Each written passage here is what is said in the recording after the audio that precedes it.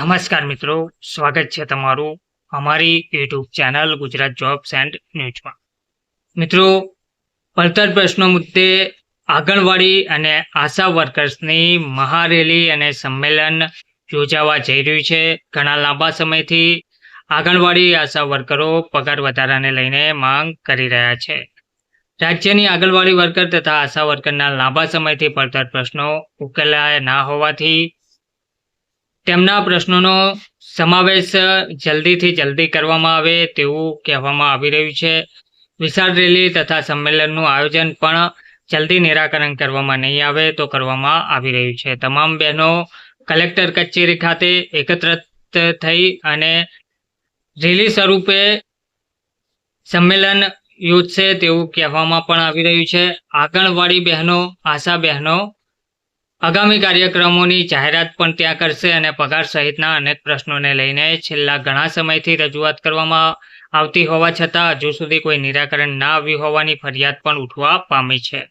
તો મળતી માહિતી અનુસાર CITU સંકલિત ગુજરાત આંગણવાડી કર્મચારી સંગઠન અને ગુજરાત આશા હેલ્થ વર્કર યુનિયનના નેજા હેઠળ લાંબા સમયથી પડતર માંગણીઓનો આગામી ગુજરાત સરકારની બેઠકમાં સમાવેશ કરવા માંગણી કરવામાં આવી છે.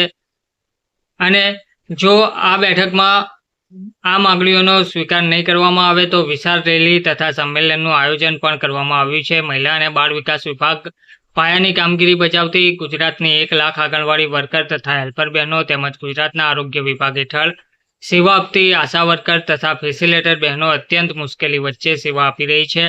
લાંબા સમયથી પોતાની માંગણીઓ માટે સરકાર સમક્ષ અનેક વખત રજૂઆત કર્યા છતાં પ્રશ્નોનો ઉકેલ આવતો નથી, જેથી આ બહેનો આગામી ગુજરાત સરકારની બેઠકમાં તેઓની માંગણીનો સમાવેશ થાય તેવી અપેક્ષા રાખવામાં આવી રહી છે. તો આંગણવાડી બહેનો, આંગણવાડી વર્કર તથા આશા વર્કરની માંગણીઓનો અવાજ ગુજરાત સરકાર સુધી પહોંચાડવા માટે વિશેષ સંમેલન યોજાઈ રહ્યું છે.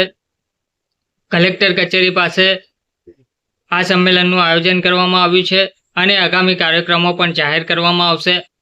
આ રેલીમાં ગુજરાતના મોટાભાગના જિલ્લાઓમાંથી બહેનો ભાગ લેવા માટે પણ ઉપસ્થિત થશે. કેન્દ્ર સરકારની યોજનાઓ હોવા છતાં તથા રાજ્ય સરકારની ભાગીદારી હોવા છતાં છેક 2018થી તેઓના વેતનમાં કોઈ જ વધારો કરવામાં આવ્યો નથી. આંગણવાડી વર્કર માત્ર ₹4,500 કેન્દ્ર સરકાર ચૂકવે છે તથા હેલ્પરને માત્ર ₹2,250 અને આશા વર્કરને માત્ર ₹2,000 ત્યારે ફેસિલિટેટરને માત્ર ₹6,000 કેન્દ્ર સરકાર આપે છે. ધન્યવાદ.